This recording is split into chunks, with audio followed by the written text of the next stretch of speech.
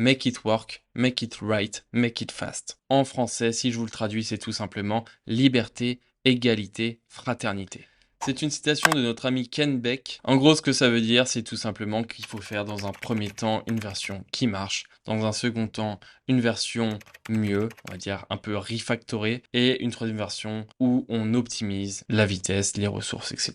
Et je vois encore vraiment beaucoup de développeurs qui commencent par le make it fast. Quand Ken Beck nous le met dans cet ordre-là, c'est très important de le respecter. Il y a une célèbre citation dans le monde de l'informatique de Donald Kuss qui dit tout simplement Premature optimization is the root of all evil, qui veut tout simplement dire que l'optimisation prématurée est la source de tous les problèmes dans le monde. Le conseil ici, c'est vraiment de commencer par faire des versions simples, mais qui marchent. Pas forcément une version parfaite. Tu n'auras jamais une version parfaite. Le plus important, c'est qu'en avançant dans ton code, dans ton projet, tu vas engranger de la connaissance sur la problématique. Tu vas comprendre les obstacles qu'il y a dans ton projet. Et du coup, tu peux facilement ensuite passer à l'étape 2, où maintenant que tu as conscience des problèmes et des obstacles, des idées de contournement d'obstacles vont t'arriver naturellement. Et en plus, une fois que tu as une version qui tient la route et qui est fonctionnelle, que tu as juste à commit cette version-là, et si demain à 17 h on doit mettre en prod cette version-là, tu as déjà une version qui fonctionne. Une fois que cette version est committée, tu peux tranquillement refactorer ton code pour le rendre make it right. Pour la troisième phase, je vais pas vous mentir, make it fast, moi dans mon projet professionnel et dans l'ensemble des missions pour lesquelles j'ai eu à faire, j'en ai eu très peu besoin. Souvent c'est pas nécessaire, souvent l'optimisation de RAM en fait se fait même